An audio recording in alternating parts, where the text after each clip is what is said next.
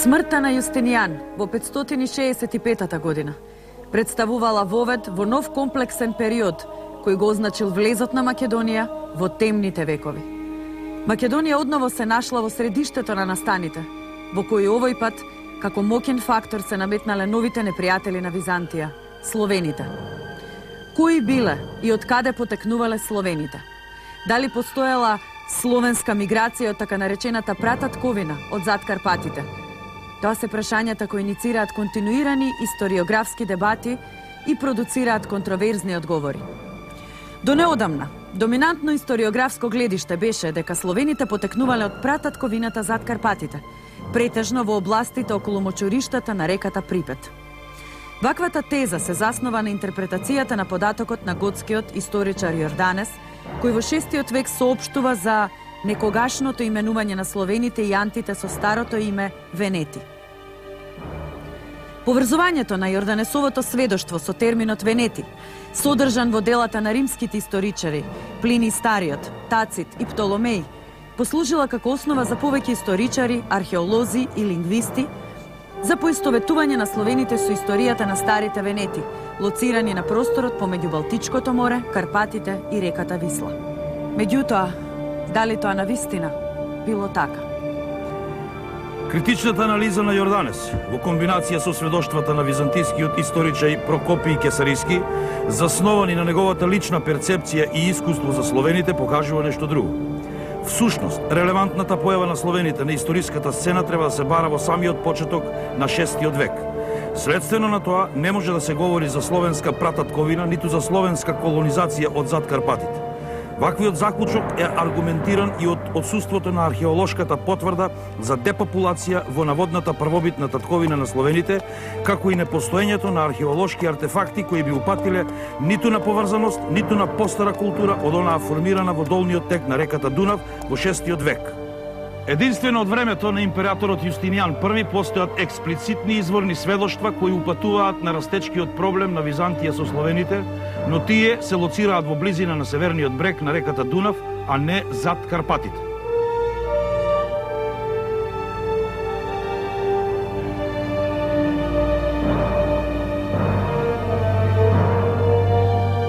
Смртта на Јустинијан I отворила ново поглавје за историјата на Балканот. Физичката бариера, создадена преку изградбата на Јустинијановата фортификацијска мрежа, сепак се покажала како недоволна да ги спречи обновените напади на словените во 70-тите и 80-тите години од 6 век.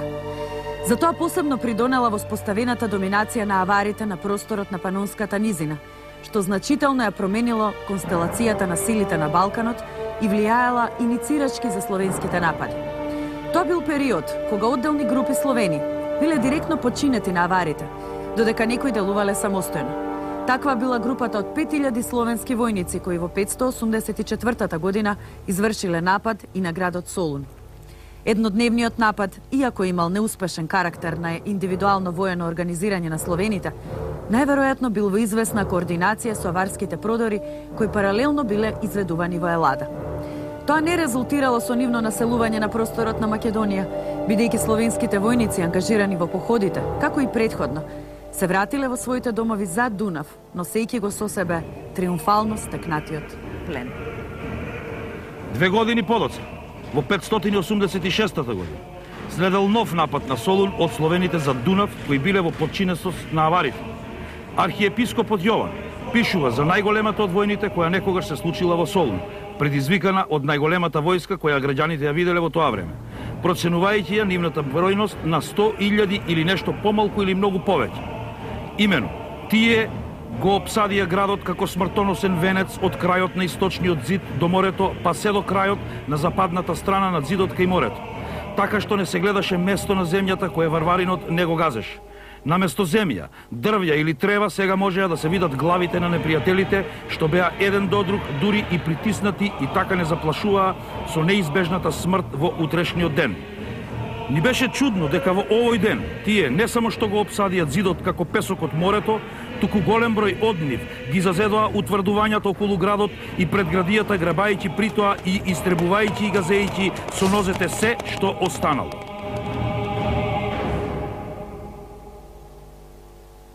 Тогаш не им беше потребно да направат околу градот окоп или насип, зашто ним окоп им беше непосредното сплеткување на штитовите допрени еден до друг, а пак насип маса од живи тела сплетена како мрежа.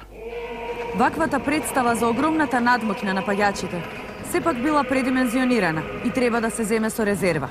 Евидентно е дека архиепископот Јован, со предимензионирањето на бројноста на непријателите, имал за цел да го возвеличи успехот на Свети Димитрија и на самите граѓани во заштитата на богочуваниот град Солун. Во таа смисла тој посебно го истакнува следното. Од каде и кој стана причина за нивната гибел? Јасно дека тој, кој што внесе храброст кај македонците. Зошто тука, по Божја одлука, противникот беше наполно лишен од помош. И навистина пројавената сила на ѓаволот стана причина градот да биде удостоен со Божја промисол. За стаништето на пресветиот маченик, Димитрија, ја осветли божествената милост која се излеа над градот. Сведоштвото на Јован открива уште еден клучен сегмент од историјата на Македонија, бидејќи представува редок пример на директно пренесување на идентитетската представа за граѓаните на Солун, и тоа изворно од самата нивна средина. Станува збор за највисокото црковно лице со неспорен авторитет и предводник на одбраната на градот, кој го одразувал тогашното индивидуално и општо сознание за групната идентификација на мнозинството граѓани како македонци. Директното признание кое архиепископот Јован им го дал на македонците за заштитата на Солун имало и друга димензија, во контекст на нивната мобилизација за одбраната на градот, а во услови на континуирани закани од надворешните непријатели. Поврзувањето на македонците со Свети Димитрија и неговите чудотворни способности имало и инспирирачка функција за граѓаните преку креираната представа за континуираната присутност на светецот како заштитник на градот. Сето ова влијаело Свети Димитрија да стане интегрален дел од македонските традиции и нераздвоен сегмент од идентитетот на солуњаните во текот на средниот век. Византиските автори за панаѓурот кој се одржувал во 12-тиот век во чест на Свети Димитрија во Солун велеле дека е величенствена македонска веселба и дека на неа се собира народ не само тамошниот македонски, туку секаков и од секаде. Византијска сатира Тимарион.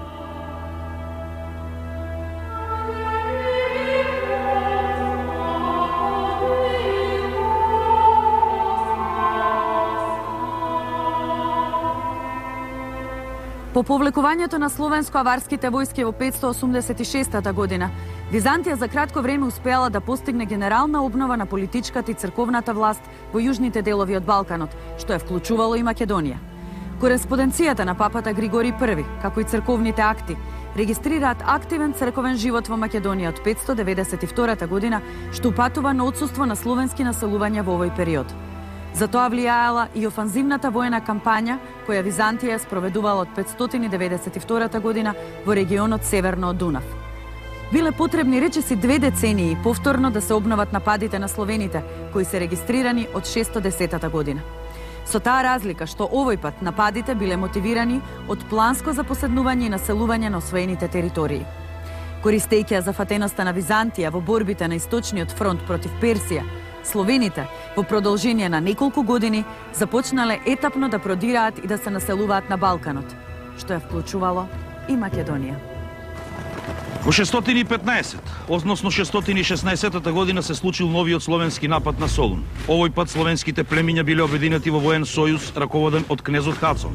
Солун и овој пат постанал несовладлив за словените додека граѓаните успеале да го заробат и самиот Хацон. Анонимниот автор на втората збирка од чудата на Свети Димитрија ја разоткрива и епизодата дека видни личности во градот го сокривале Хацон од граѓаните. Ваквата постапка говори за рано воспоставената комуникација и интеракција помеѓу солуњаните и словените од околината на градот, која евидентно се одвивала помеѓу елитите на двете страни. Меѓутоа, мошне брзо Хацон бил пронеден и убиен со каменување од разгневените солунчанки. Неуспешниот карактер на нападот говори за недоволниот воен капацитет на словените кои во овој период ја населувале по широката околина на Солун, како и за лабавото единство во рамките на војниот сојуз. Тоа било причината за брзото пропаѓање на првиот обид за обединување на населените словени на просторот на Македонија, чишто главен мотив било преземањето на богатиот македонски град. Во врска со овој напад за прв пат се споменува и интенцијата на словените по освојувањето на Солун да се населат во градот, носејќи ги со себе и семејствата. Ваквата забелешка во чудата на Свети Димитрија имплицира дека во изминатиот период словените постепено се утврдиле на дел од територијата на Македонија, концентрирајќи ги своите населувања во пошироката околина на Солун. Меѓутоа, фактот дека ваквите планови експресно пропаднале со ликвидацијата на Хацон, упатува на отсуството на посериозно ниво на политичко организирање помеѓу населените словени на просторот на Македонија. Токму овие фактори ги навеле словените да побараат помош од аварскиот Хаган, од кого обезбедиле воена и логистичка помош. Следала обсежна копнено-морска опсада на Солун во 680 година од страна на словенско-аварската војска, која се одвивала во тек на 33 дена.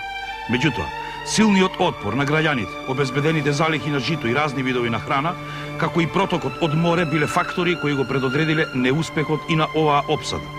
Пресудно за неуспешниот исход било повлекувањето на аварите по постигнатиот договор со солунјаните, кои евидентно ја сочинувале ударната воена сила на мешовитите војски. Губењето на воената моќ на аварскиот Хаганат, која уследила по 626 година, имало силен ефект врз военото организирање на Балканот. Како резултат на тоа настапил релативно мирен период во Македонија, кој што траел неколку децении.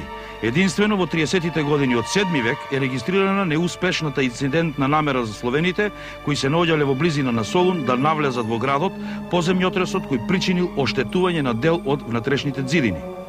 Настапувањето на повеќе деценискиот мирен период во Македонија го овозможил процесот на коегзистенција и интеракција помеѓу населените словени и домородните македонци. Анонимниот автор во чудата на Свети Димитрија во 30-тите години од 7 век констатира: оние од споменатите словени, кои што беа близу до нас, ги обзнануваа со песни чудата кои се извршија од спасителот на градот и победоносецот. А речиси секоја година, градот се собираше спокојно во храмот, спасител на душите на својот покровител, откако ги спомнуваше со химни тие неискажани чуда, со радост обзнанувани и од варварите. Овие изворни сведоштва упатуваат на фактот дека култот на Свети Димитрија меѓу словените населени во околината на Солун започнал да продира уште во 30-тите години од 7 век. Ваквиот религиски процес на интеракција може да се идентификува како првобитна етапа од процесот на христијанизацијата на словените во Македонија. Општо земено, непосредните изворни сведоштва од Македонија говорат за воспоставената коегзистенција и интеракција која се одвивала на повеќе нивоа помеѓу самото население и помеѓу елитите. Тоа пак го овозможило процесот на симбиоза помеѓу населените словени и домородните македонци, во кој силен фактор имале македонските културни и религиски традиции. Овој процес бил овозможен и од фактот што во немоќ воено да се справи со новите непријатели, Византија пристапувала кон стратегија на воспоставување на договорени односи со елитата на склавините кои постепено се формирале на просторот на Македонија. Требало да поминат 5 децении за да се нарушат ваквите односи во Македонија. Причината за тоа било издигнатото ниво на воено-политичко мобилизирање на македонските склавини во 70-тите години на 7 век, во што посебно истакната позиција имал кралот Рекс на моќната склавинија на ринхините Пребонд. Тој бил обвинет од солунскиот префект за подготвување на злонамерен план и заговор против Солун, а пак како реакција на заробувањето на Пребонд од страна на византиските власти дошло до мобилизирање на елитата на рихнинската и стримонската склавинија. На ова веднаш следела директна средба помеѓу словенските пратеници и солуњаните, која резултирала со заедничка петиција до византискиот император Константин IV за ослободување на Пребонт. Воспоставувањето директни преговори помеѓу Константин IV и делегацијата од словените, на која биле присутни и представници на солуњаните, го илустрира континуираното ниво на меѓусебна комуникација, но и сериозноста со која Византија пристапила кон политичкото организирање на македонските словени. Тоа се потврдува и со општиот аларм кој настанал во византискиот двор по двете бегства на Пребонт од заточеништво, пошто следела и неговата ликвидација. Ваквиот чекор на Византија разбирливо го предизвикал револтот на ринхините и стримонците, кон кои се приклучиле и сагудатите, што резултирало со формирање на воен сојуз за опсада и напад на градот. Следела двогодишна исцрпувачка блокада на Солун, која била насочена кон пресретнување на секаква помош во луѓе и храна. Тактиката се покажала како правилна, бидејќи постојаните пресретнувања, убивања и воени повици, како и неописливата глад кој завладеале во Солун, се одразило и врз масовното преминување на граѓаните кај варварите. По извршените подготовки, кои вклучували изработени опсадни справи од самите словени, конечно на 25 јули 677 година следел и директниот напад на градот од море и копно. Наспроти сојузувањето за напад на Солун, во кој учествувале ринхините, стримонците, сагудатите, кон кои се приклучили и драговитите, уште на самиот почеток на опсадата, било јасно дека и овој напад ќе заврши неуспешно.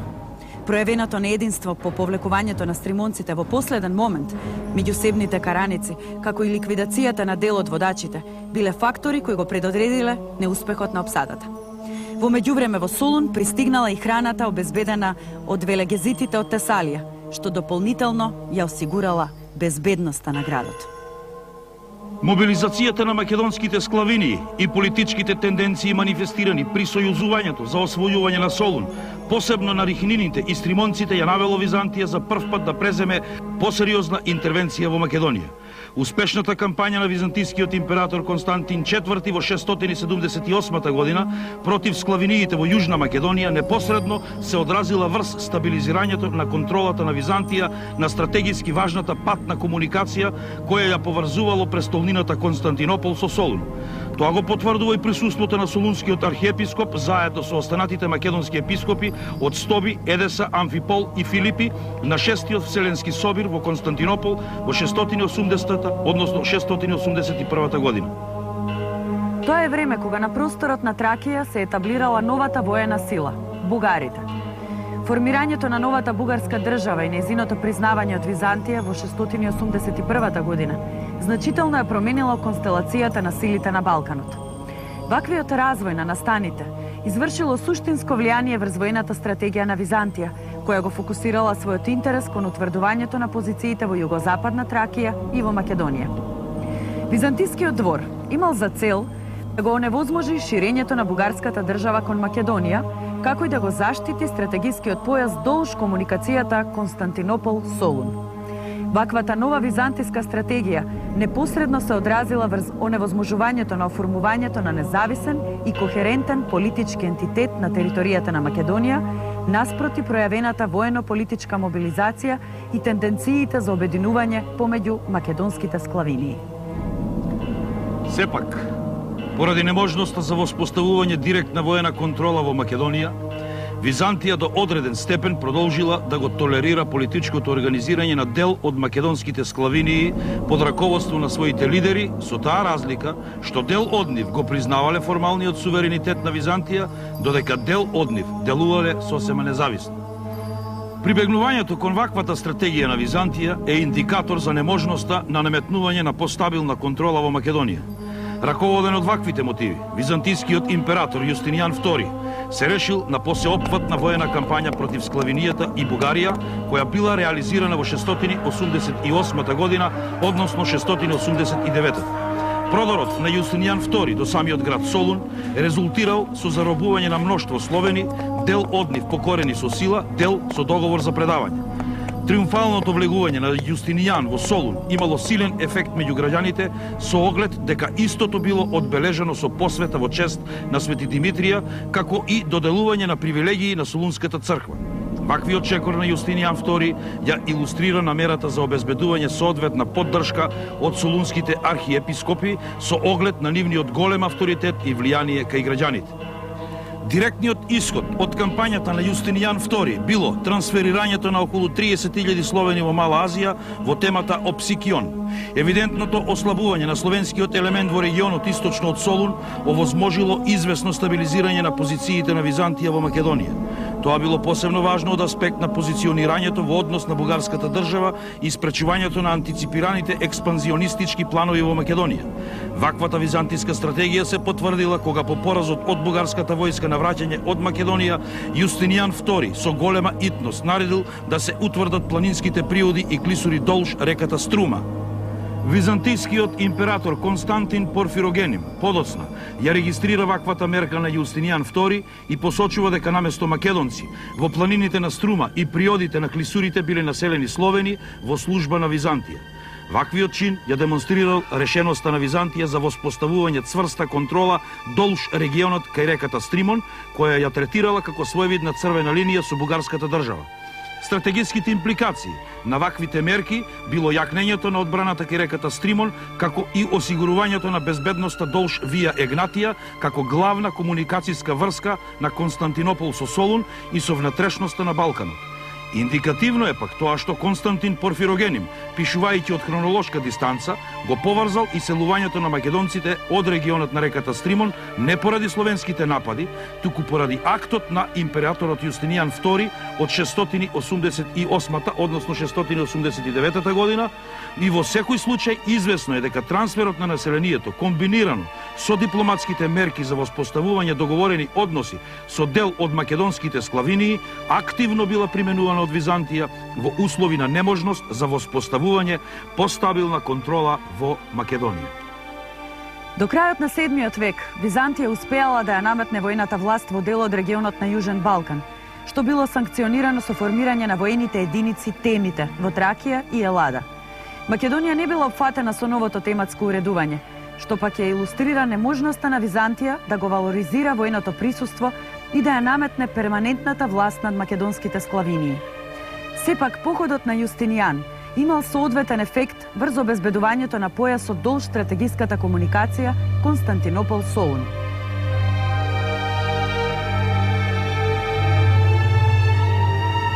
Тоа се потврдува и од присуството на македонските епископи на црковниот собор во Константинопол во 692 година, меѓу кои бил и епископот на Стоби.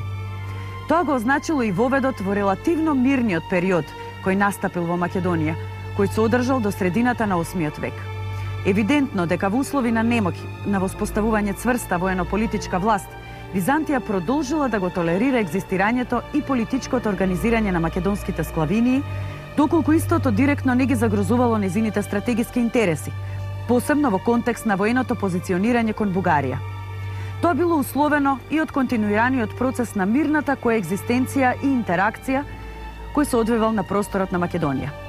Станало евидентно дека придобивањето на елитата на склавиниите и воспоставувањето на договори, а не воените походи, имало најголем ефект во однос на реализацијата на интересите на Византија. При тоа, комуникацијата помеѓу елитата на склавиниите со елитата на солуњаните, што несомнено било случај и со другите македонски градови, имало клучно влијание во регулирањето на меѓусебните односи.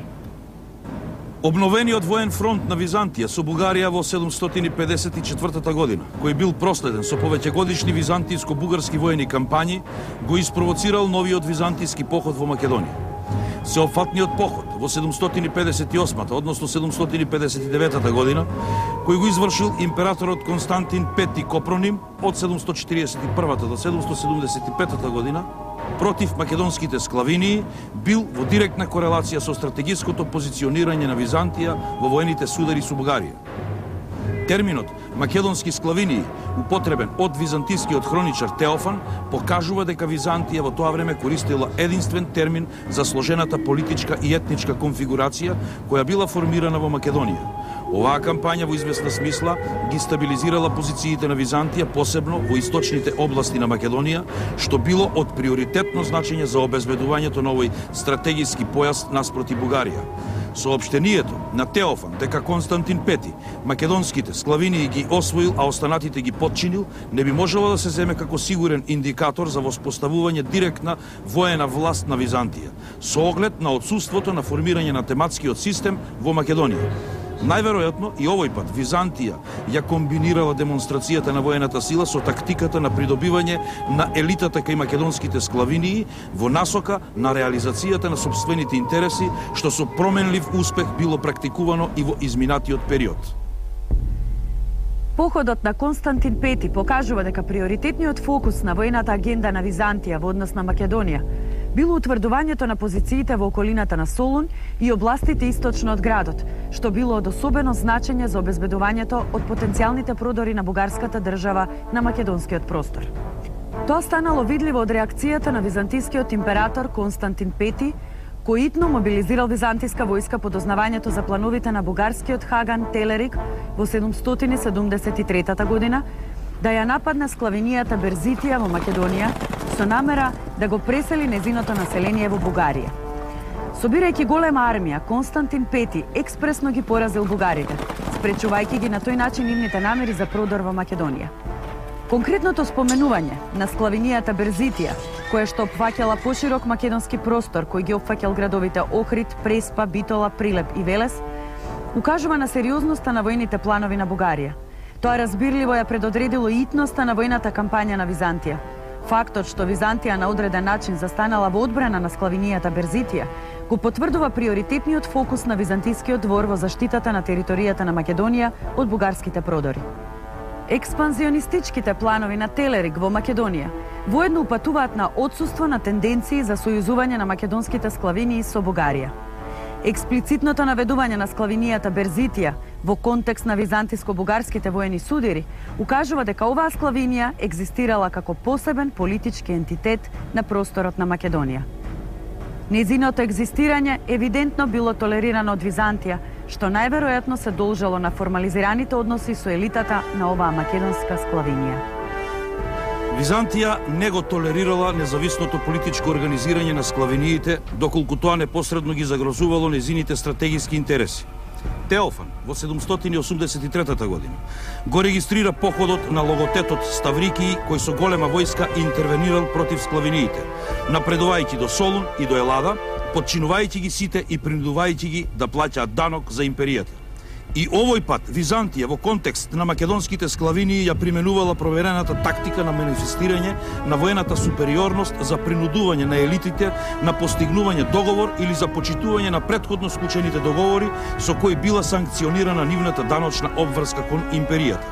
Индикативно е што овој поход, кој засегнал и дел од територијата на Македонија околу Солун, како и походот на Константин Пети во 758 година, односно 759, следеле веднаш по обновувањето на воените судири со Бугарија и тоа дополнително ја потврдува приоритетната воена агенда на Византија, која била насочена кон поефективното стратегиско позиционирање во Македонија во однос на бугарската држава.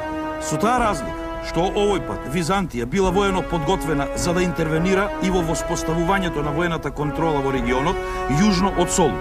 Тоа се потврдува од директниот ефект од походот на Ставрикии, кој резултирал со утврдувањето на византиската власт во делови од Западна Тракија, Хелада и Пелопонес. Соодветен ефект за Византија бил постигнат и во Западна Тракија, каде воените кампањи на стратегот на Тракија ја прошириле директната контрола на Византија до областите на Стримон. Тоа пак создало услови за формирање на нова тема именувана како Македонија, која било реализирано во периодот 790 година до 802. Иако го носела истоветното име, оваа тема не ја опфаќала историско-географската и етничка територија на Македонија, туку била лоцирана во Западна Тракија со седиште во Адрианопол, денешен Одрин. Именувањето на темата Македонија и нејзината локација, непосредно до македонската територија, ја рефлектирала намерата на Византија за скорешно воспоставување воено, политичка доминација на територијата на Македонија. Тоа пак имплицира дека во услови на отсуство на капацитет за наметнување директна воена контрола во Македонија, која би била санкционирана со тематското уредување, Византија се решавала на одржување на специфичните договорени односи со елитата на македонските склавинии. Евидентно, Византија во овој период била принудена да се задоволи со задржувањето на Солун под своја контрола, како и со обезбедената копнена комуникација од Константинопол до Солун. Нестабилноста на византиските позиции е илустрирана и со епизодата со Акамир, архонтот на словените од Велзитија, Велеги Зитија во Тесалија, кој располагал со толкава моќ за да се инволвира во заговорот против императорката Ирина за ослободување на синовите на Константин V од заточеништво и прогласување на еден од нив за император. Независно од неуспешниот исход кој резултирал со ликвидација на Акамир, ова епизода упатува на растечкото политичко влијание и улогата на елитата на склавиниите, кои имале капацитет за вмешување и во меѓудинастичките пресметки во Византија. Ваквото ниво на политичко организирање несомнено било присутно и кај дел од македонските склавинии, но тие немале посериозни политички импликации за Константинопол за да бидат регистрирани во изворите од овој период. Во секој случај, Византија во наредниот период го фокусирала својот воено-дипломатски потенцијал за спречување на сите обиди за политичка мобилизација кај македонските склавинии, а кои можеле да ги загрозат незините интереси. Тоа ја предодредило и византиската иницијатива за воспоставување на директна контрола во Македонија. Ваквата тенденција на Византија несомнено била диктирана и од јакнењето на бугарската држава, што ги довело Византија и Бугарија во директна конфронтација за доминација во Македонија. Ваквите околности негативно се одразиле врз политичкото обединување на македонските словени, што го невозможило создавањето на кохерентен политички ентитет на територијата на Македонија. Сепак тоа не го попречило процесот на меѓусебна интеракција и симбиоза помеѓу домородните македонци и словените, кој активно се одвивал во изминатиот период, под силно влијание на македонските културно-историски традиции. Изворно посведочениот континуитет на македонците и нивната директна поврзаност со територијата на Македонија како носители на историско-културните традиции имал значителна рефлексија во процесот на групната идентификација на населените словени кој се одвивал во македонската територија од 7 век. Независно од трендот кај византиските извори да го демонстрираат рушителниот карактер на населувањето на словените на Балканот, што секако било рефлексија на губењето на византиските позиции, критичката изворна анализа во комбинација со археолошките наоди укажуваат дека словенското население не представувало масовна колонизација со капацитет целосно да ја смени етничката слика на Балканот, иако бил неспорен силниот демографски капацитет на словенскиот етнос. Најновите историографски трудови го констатираат неспорното влијание на домородното население врз процесот на креирањето на идентитетот на населените словени на Балканот. Во таа смисла, во чудата на Свети Димитрија, сосема јасно е илустриран раниот процес на взаемната интеракција меѓу елитата на склавиниите и на солуњаните. Ваквите сведоштва покажуваат дека уште во првите децении од 7 век настанал етапен процес на заемна културна интеракција, коегзистенција и симбиоза помеѓу домородното македонско население и словените населени во Македонија. Ваквата состојба го овозможило и пренесувањето на македонските традиции во рамките на процесот на акултуризација кој настапил од 7 век. Илустративен пример за тоа е култот на Свети Димитрија, кој бил прифатен од соседните македонски склавинии уште во 30-тите години од 7 век, а што представувало своевидна прва етапа од процесот на нивната христијанизација. Во таа смисла, новата сложена етничка конфигурација што се формирала на територијата на Македонија во текот на 7 век, преку евидентираното присуство на македонците и на населените словени, ги навела византиските автори како Теофан да започнат да го потребуваат и диференцијалниот географско-етнонимски термин македонски склавинии. Генералниот контекст на Теофан е групната идентификација на склавиниите во македонската територија и нивното диференцирање со името Македонија. Впрочем, идентитетот на словените населени во Македонија бил развиван и врз основа на преземањето на името од територијата која ја населувале, што било случај и со другите словенски групи. Взаемната интеракција помеѓу домородните македонци и населените словени се одразила и со постепеното прифаќање на словенскиот јазик за заемно општење, што представувал и своевиден линга франка на поширокиот простор во Европа како последица од аварскиот хаганат. Независно од поредкото споменување на терминот Македонија од 7 век, византиските автори продолжиле да ја споделуваат генералната представа за Македонија во географско-етнонимска смисла. За архиепископот Јован не постоело сомневање дека Солун во 7 век бил интегрален дел од цела Македонија и дека според неговото сознание со етнонимот македонци биле идентификувани мнозинството граѓани на Солун и пошироко населението во Македонија. Тоа било правено паралелно со регистрираното присуство на словените на просторот на Македонија. Опишувајќи го географскиот опсек на походот на императорот Константин Пети во 758 година против македонските склавинии, Теофан сметал за потребно преку името Македонија да упати не само на нивната групна идентификација, туку и да направи диференцијација од другите склавинии лоцирани вон територијата на Македонија. Теофановиот опис на подводниот земјотрес, кој во почетокот на 8 век ги погодил Лесбос, Абидос до самата крајбрежна Македонија, воедно упатува на постоењето на конкретна и јасна географска представа за Македонија во тоа време. Меѓутоа, формирањето на новата административна единица, Тема, во Тракија, кон крајот на 8 век, именувана како Македонија, како и издигнувањето на новата династија во Византија од средината на 9 век, која ќе се идентификува како македонска, ќе внесе комплексност во етнонимското и географското именување на Македонија во изворните сведоштва. Тенденцијата за присвојување на името Македонија и македонци од страна на византиската династија ќе најде силен одраз во византиската идеологија, што во 10 век ќе поприми форма и на негација на идентитетот на македонското население кое се нашло вон политичко-религиската сфера на Византија.